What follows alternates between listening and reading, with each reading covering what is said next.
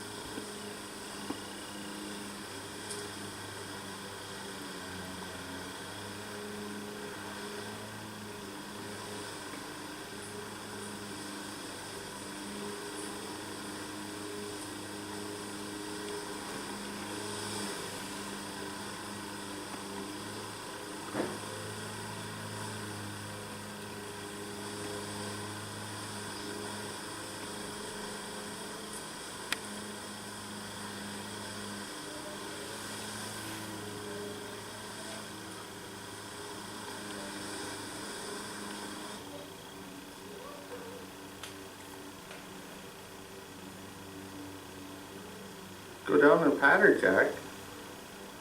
Go down and pat her. See, she's rubbing on you. She really likes you.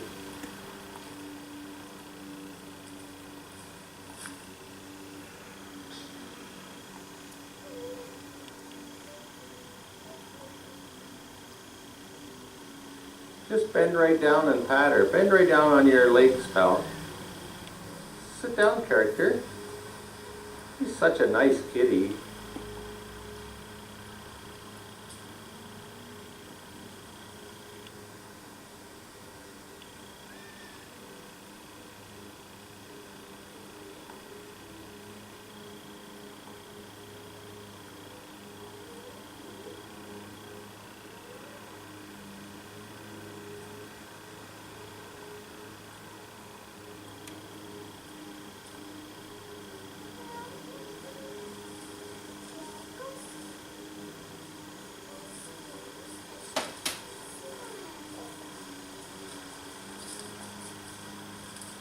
Hey kitty, come on kitty.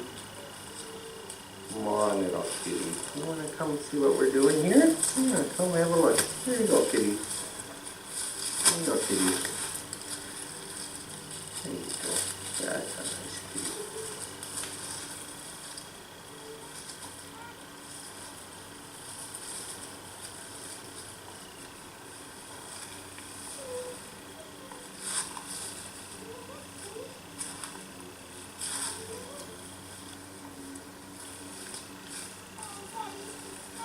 What's that?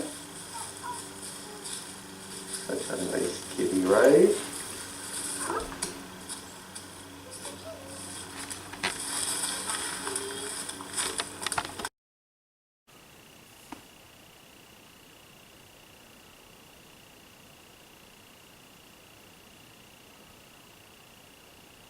Back from 1997, and now this is 2011. And we just see the amount of water flow and the mud that we've got coming down, the fallen trees that have come down, and the water damage the flooding damage that's been done to our properties. And that's really the same area that we just looked at just a few minutes ago, where there was no evidence of anything, like no flooding, no mud, not even much evidence of water drainage at all. Even though there is water drainage there, it's really quite minor.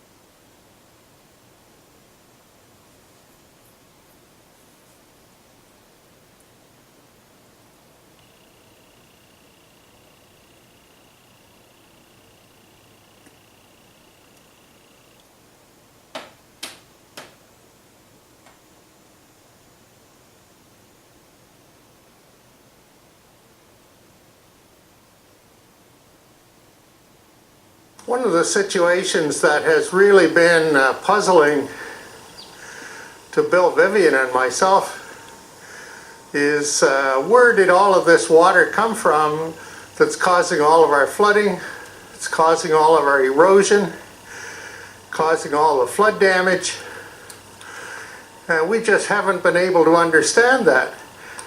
But now that we saw what happened with the reservoir being dumped into the storm sewer, we now see that City of Burlington has installed this asphalt gutter all along this 1,000-foot very steep hill on Kerns Road that starts up at the lookout and goes right down to the reservoir, goes down to Gloucester Drive. And of course this asphalt gutter has very successfully collected all the water that used to run off into the field and has now collected it, carried it down to the storm sewer. So in heavy rainstorms, this is contributing about 75% of the water flow that is damaging our properties downstream. This 1,000-foot asphalt gutter is nominally about 1 meter wide, sometimes wider, and nominally about 20 centimeters deep, so as to contain all the water flow coming off the crown of the road on Kerns Road coming down this very steep hill. What needs to be done with this asphalt gutter at this point is to simply install about 4 of these diversions to take the water out of the gutter and transfer it into the field where it'll simply drain naturally into the soil. Of course, this is standard procedure. There's nothing really unique about that, but that's what should be done. And then that'll reduce a lot of the water going down to approaching the reservoir. These asphalt diversions simply merge with the asphalt channel coming down. So this is very accepted practice on diverting water out of a channel, is to use that methodology. Just to the west side of this asphalt gutter is a big field. The full length of this asphalt gutter that is well over 100 meters to any creek, and there are many natural berms that would contain large water flows, but generally the water will the water used to just soak into this large field that is well over 10 acres in size, would simply soak into the ground. The water would never get to a creek in any case, certainly not during a heavy rainstorm. And so what needs to happen is these diversions that must be installed along this 1,000-foot long asphalt gutter. These 4 diversions are simply going to redirect the water right back into the field where it drained away naturally anyway. It will never enter this creek and flood downstream anyway. The asphalt gutter continues on down until it meets up with the concrete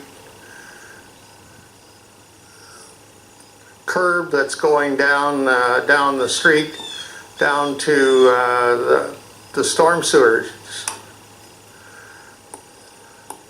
Of course, there is a large ridge to contain this high water flow so that nothing ever escapes. that it all goes right down, continues on down into the storm sewer. Been very successful. The amount of water that is sent down during a rainstorm is just incredible. Of course, this is what's caused our flooding, flood damage.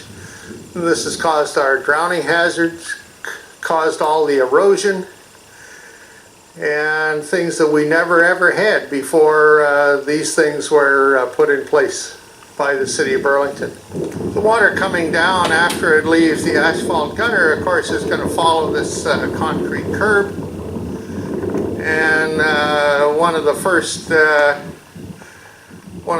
places that water can go is it can go in this short driveway belonging to Halton Region water reservoir. And of course from there it drains right into the Gloucester Drive storm sewer. So if this driveway had a slightly larger entry hump, it could keep that water from going down into the Halton Region drain in front of their doors. And if the entry to Gloucester Drive was also sloped in such a way that the water would simply continue to drain down the hill to meet the curb at the other side of, south side of Gloucester Drive on Kerns Road, that would avoid all of the water that's still coming down the hill from going into this storm sewer as well. We had a very heavy rainstorm in Burlington, upwards of 50 millimeters. And now down at Gloucester Drive, we see just coming around this curve coming off Kerns Road going into Gloucester Drive, we see there's quite an accumulation of gravel. And this gravel goes down to the first storm sewer entry. And the question is, of course, where did this gravel come from? And the gravel came from top of the hill, right at the lookout, at the very top of Kerns Road. It got washed down all the way down, so the water turns the corner and goes into Gloucester Drive. Coming into this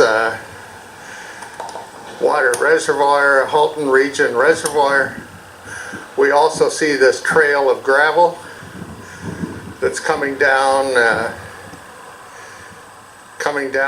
from this washing down the hill. We see that the water, you just see it, look at where the gravel is and you know where the water was. And so the water obviously came down, turned a corner, washed right into the Halton Region driveway. You can just see the flow patterns. Of course, when the water gets down to the entry point, there is a drain right along in front of the door, a large drain, so it'll take off any water. It'll get rid of any water and take it right down to the storm sewer as well. There's no question, this is what happens when you get major water flows. Looking at the top of this long stretch of Kerns Road, of course here's where we see where the gravel is, where the gravel is washed out. And the gravel, of course, is just washed right down all the way down the street.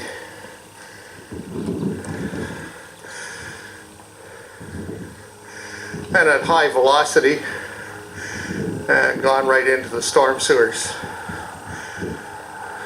This is Wednesday, August the 8th, 2012. I've just been following the water flow down from Gloucester Drive, which of course is where the storm sewers come in. And you can just see the ocean all the way along this creekway as it's approaching Forestvale. And you just see how deep it is. It's incredible. It's there are 8 or 10 foot walls on the creek, and these walls are just being eroded, carried on down, going over naturally created waterfalls where the debris is collected. And you look at the trees that are being washed out. You look at just the magnitude of the being eroded. And that's all going to be ending up down at Forestvale culvert. This is an enormous waterway, just an enormous waterway that I'm sure was never ever carrying the amount of water a dozen years ago, but now with storm sewers emptying in here, this is creating a massive water flow and massive erosion. So we're arriving right here at the location where this drain coming from Gloucester Drive, and there's some tires have grabbed on here. This is catching up with the main creek coming down from the escarpment. Main creek coming down the escarpment is moderate creek walls, whereas what we saw coming up from the Gloucester Drive and the storm sewer runoff, this is just major waterway.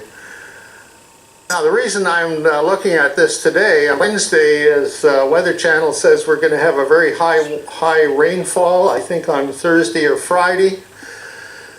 Probably Thursday and Friday, and I expect to come back and get some idea about the quantities of water coming from each direction. Now down at the point where these two waterways connect together, I'm going to try to see that tomorrow, follow that down. Now that you have the joined waterways, it's pretty enormous erosion as well, of course, because it's adding 2 significant water flows. Yeah, that's just remarkable how many trees and the size of these trees that have been washed down. Hit this big tree and just broke in half. Yeah. The big maple that went down last year. I was going to cut it up, but I never got around to it. I said, hell with it. It was a good barrier to stop other branches and whatnot coming down anyway. Yeah. Just moving over to the north side of Forestvale now, you look at what the residents there have to look at and just imagine what their loss is.